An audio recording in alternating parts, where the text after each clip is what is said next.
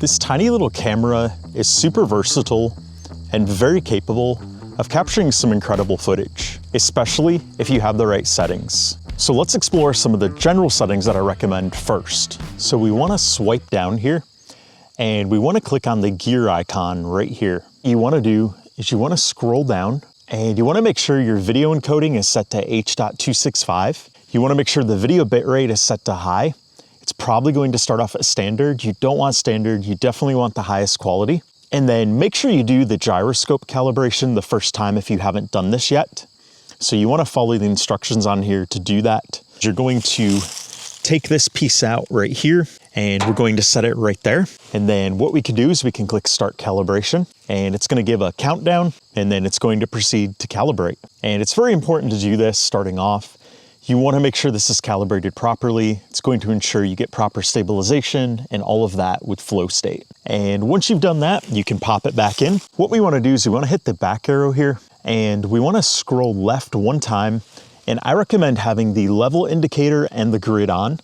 These are going to be some tools that are going to help you capture the very best footage. And then if we go over one more on audio settings here, make sure this is set to voice enhancement if you're going to be doing any talking and want the best audio. It's going to really help you get the best audio from this. If talking is less important and you're in a very windy environment, then you want to set the auto wind noise reduction strong.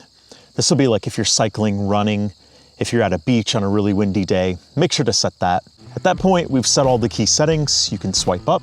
Next, let's get into the video settings. Video is probably the most common use case you're going to have with this camera, so I'm going to explore those first. So for the settings in video mode, first of all, you want to make sure you're in video mode, and then we're going to click down here. And for video mode, of course, you want to film in 4K. It's very important. And then for the frame rate, you can go all the way up to 4K 60. So if you're doing like any of that POV footage, or if you want to do some slow motion later on, do 4K 60. If you want that standard resolution frame rate, 4K 30 or 4K 24 are going to be the ones you want to work with. I personally like 4K 24. I like that classic, more cinematic look, but 4K 30 is also a popular and good choice. And then for stabilization, I typically keep this at standard, but if I'm going to be doing anything like running or anything that has a lot of sudden movement, you do want to put this to high. And then for the ratio down here, you do have a couple different options. You can do 16:9, 4:3, or you can do the 2.35:1. And that's gonna be that widescreen look. So if you wanna get something that looks really cinematic and has that classic widescreen look, you can do that bottom one. If you want any ability to reframe vertically later on, so if you wanna crop this later on and maybe keep more of the lower part of the frame in or the upper, do 4:3.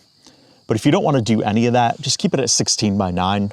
16:9 is generally my default. And then for duration of clips, I recommend keeping that at infinity. There are special use cases where you may want the duration set, but in general, infinity is going to be best. That way your camera's not stopping recording in the middle of something. Once you've set those, you want to pick your lens perspective down here. I personally prefer Mega View. I feel like Mega View is the widest frame of view while also having minimal distortion. But if you want no distortion at all, you can go down here to D-Warp, or you can go to linear. That's gonna crop it even more.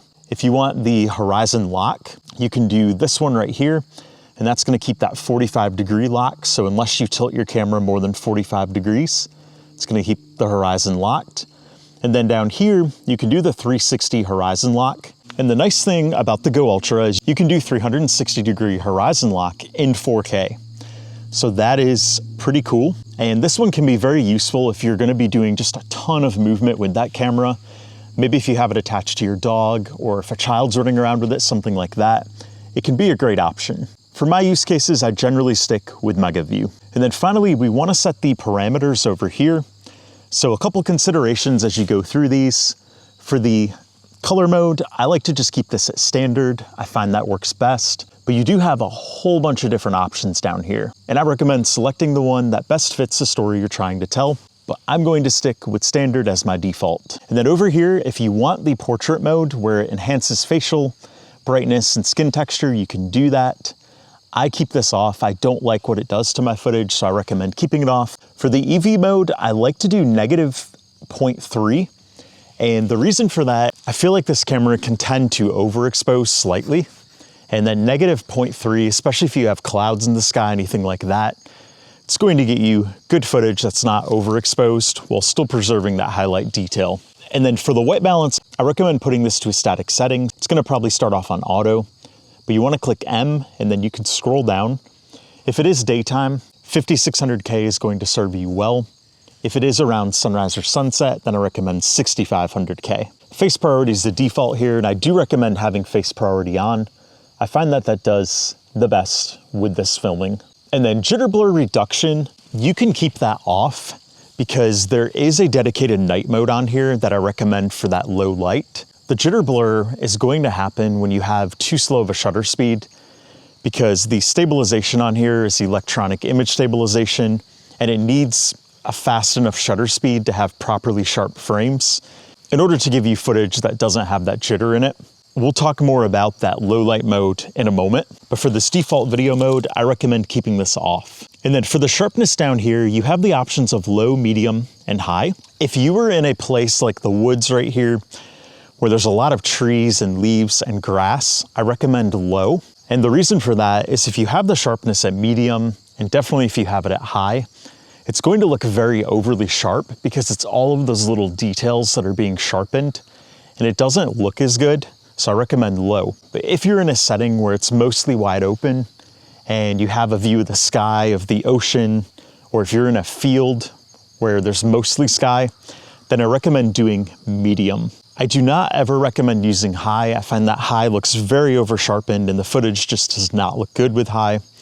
So I recommend low or medium. Finally, let's take a look at the settings I recommend for the rest of the modes on this camera. So the next mode I want to talk about is the pure video mode. And this is the mode you're going to want to use at nighttime or in low light. This mode is optimized to help you get the best quality footage in that setting. So down here, you can only go up to 4K 30. With low light, I do recommend 4K 30, especially if you're around city lights. And the reason for that is that shutter speed that's going to result from this is going to be compatible with the flicker of those lights. And you're probably not going to see any or very little flicker in your footage. But if you do 24 frames per second, with that shutter speed and low light, you could see a lot of flicker with lights. So I recommend 4K 30 specifically for this mode. For the stabilization, I recommend keeping it standard, and then the ratio and duration, those are all gonna be the same as I just showed you. For the lens perspective, I do recommend Mega for this as well, but again, it depends on what you're capturing. And then down here, the jitter blur reduction, I do recommend having this on for low light. And when you turn this on for the pure video mode, it basically tells you what I just said. It does tell you that it's recommended to use the frame rate of 30 frames per second, which I just set. And that is because that is going to help with those lights. So we're gonna click confirm there. And then over here, these settings I largely recommend leaving at their defaults. There is one that I recommend changing if you are truly at nighttime and low light. And if you're in an urban area at nighttime, I recommend 3800K. I find that looks really good at nighttime in an urban area. If you are not in an urban area and you're in a place like out camping, something like that, and you've got the fire and the flashlights, I recommend 3200K. And then for sharpness, I do recommend medium at nighttime. I do find that that looks best at nighttime and yields the best looking footage. The rest of the settings here I recommend leaving at their defaults. For the free frame video mode, the thing to keep in mind in the free frame video mode is you're going to apply the flow state and the stabilization later on. And this is going to give you that perspective. If you want to have the 16:9 vertical video, you've got that framing there. If you want to have the 16:9 sideways, you've also got that. So this can be useful for sighting that out. However, I do still prefer and recommend using the default video mode unless you have a very special reason for using this mode.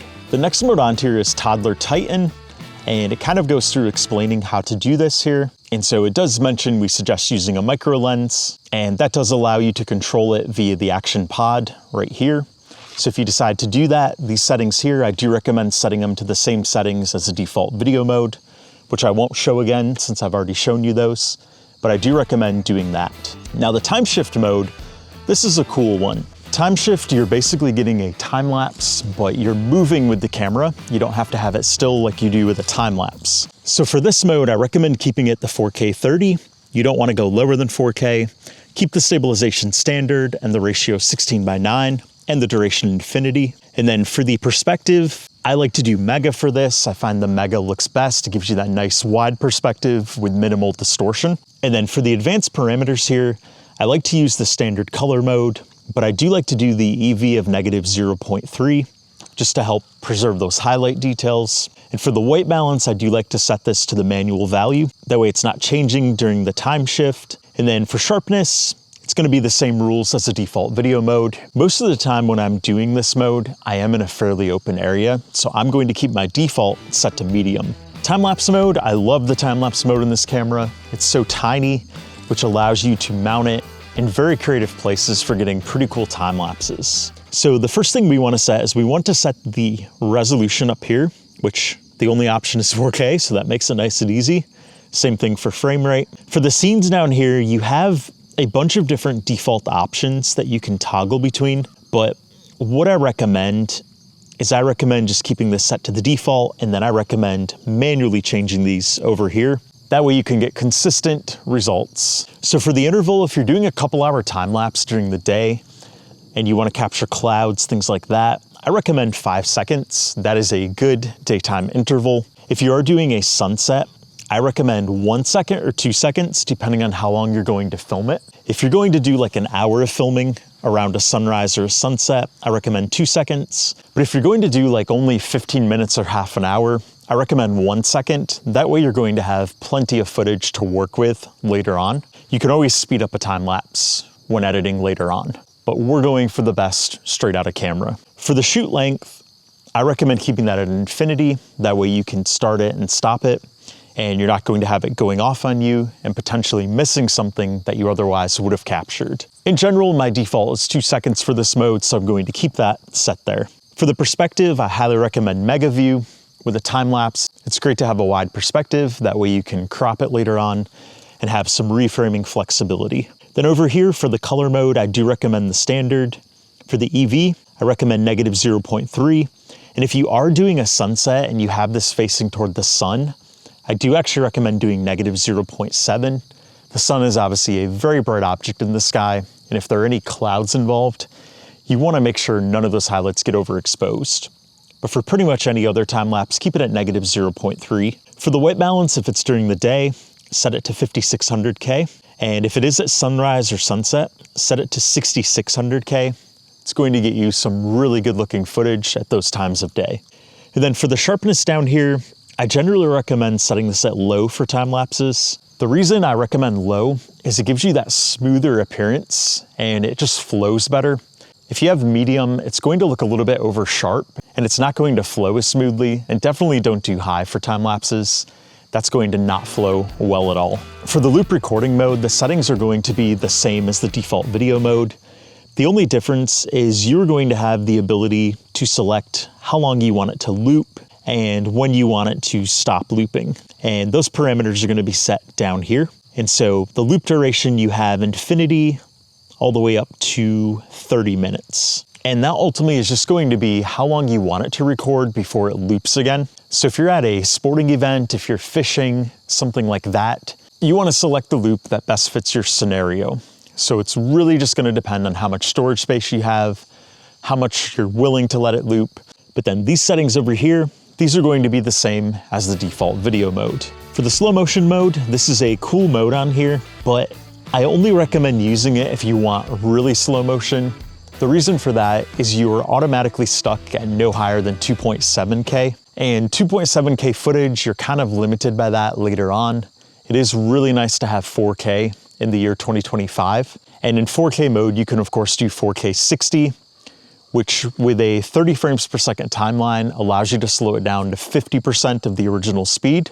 So that's 2x slow-mo. And then if you use a 24 frames per second timeline, you technically can slow that down to 40% of the original speed, which gives you slightly more than 2x slow-mo. But if you do want something at 4x slow-mo, then I highly recommend doing the 2.7K. You want to have the highest quality there. And I recommend keeping stabilization at standard and the ratio at 16:9. And then Mega, I highly recommend for the lens perspective. And then for these settings over here, these are going to be the same as the default video mode. So standard for color, White balance, set that to a static value, which generally is going to be 5600K during the day. And then for sharpness, depending on your environment, you can set that. I'm going to keep it at low. I like low for slow motion in particular. And then we're going to change our EV comp to negative 0.3. Starlapse mode. Starlapse mode is very useful on here.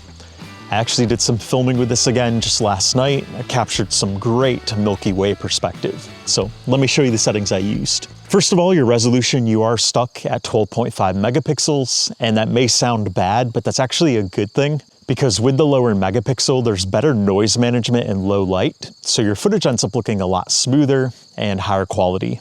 So what I like to do for this is I like to do Starlapse video if I simply want a night lapse, but if you want star trails, you can go down here to star trails video, and it's going to put all of those together into a video for you. And then of course, if you just want a photo, you can do star trails photo, but I don't recommend doing that. I recommend the star trails video if you want star trails, and it does a really good job with that. But my default for this is Starlapse video. That's what I use most of the time. And then for the view, you definitely want Mega. Mega is definitely the way to go. And by the way, this footage is super overexposed because it's during the daytime, it's not at night.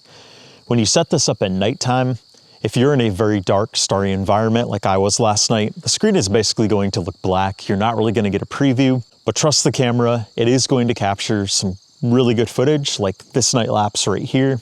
This is what I captured last night, and I was super impressed with the results from such a tiny camera. But then the key parameters for this over here, you do want to go to manual. This is one of those few modes where you do want to key in some manual settings. If you are looking for that dark starry sky with the Milky Way in it, and you're in a very dark area, you want to set the shutter speed to 30 seconds. If you're capturing a night lapse in an urban area or something like that, you're probably going to want to go down here to 4 seconds or 5 seconds because there's a lot more artificial lighting to work within a city, so you don't have to have your shutter open for so long. But generally I'm capturing starry night lapses, so I'm going to keep mine set at 30 seconds. For the ISO over here, I actually prefer 2000 if it's a dark starry sky. That gets you really good results, and there's very good noise management on this camera. But if you are in an urban area, I recommend pairing ISO 800 with that shutter speed of 4 or 5 seconds. And then for the white balance here, the white balance I used last night was 3200K. That gives that nice white balance for a starry sky. But if you are in an urban area, I recommend 3800K. And then burst photo mode, this is just gonna be if you wanna take a couple photos in a burst here. I personally like the 10 pictures in a 3-second time frame. That's especially good if you're trying to get like a family photo and you wanna make sure everybody's eyes are open, that type of thing. Usually 10 pictures within a 3-second interval is going to give you some that you want. So that's my default, but you have a whole bunch of options you can choose from. And for the resolution, you only have one option of 12.5. And then the timer, if you're going to run back to get into the photo, something like that, I recommend something like 10 seconds for that. So I'm going to keep that set there. And then for the format down here, you only have one option, and it's pure shot. So that makes it nice and easy. And then for these settings over here, I just recommend keeping these all at auto. The camera does a great job with these settings for photos. And then for the perspective, I recommend Mega. But if you do have a lot of people in it and you don't want any distortion at all, I recommend the linear, but you do want to make sure everybody's in the frame. So if it's a big group of people, stick with Mega. If it's just a couple people and you're sure you're in the frame here, go with linear. And interval photo mode, this is if you want to take photos at a specified interval, which is kind of another way of doing time lapses. But with this mode, you're going to have those raw photos you can edit later on. If you do want to get those higher quality raw photos to edit later on and go through all the steps of doing that, you should do the pure shot plus raw. And the other notable thing about the interval photo mode is you can do 50 megapixels. And that is obviously a much higher resolution photo than 12.5.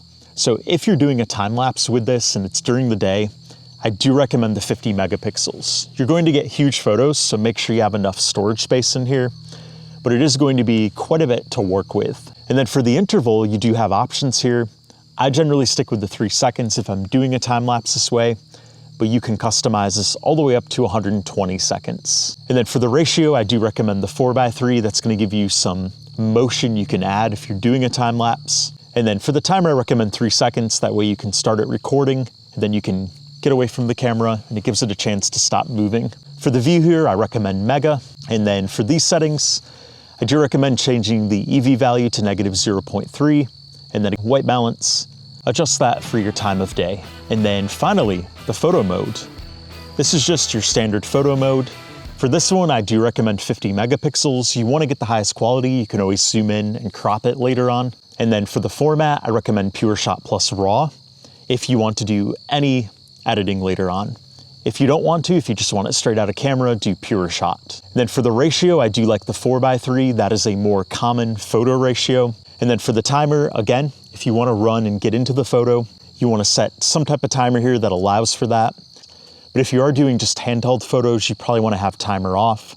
That way it's going to take the photo right away when you hit this button. And then for these settings over here, the only one I recommend changing, if you're doing landscape photos, do -0.3. If you're doing with humans in it, and the focus is the humans and not the landscape, keep it at 0. But I, by default, generally do -0.3.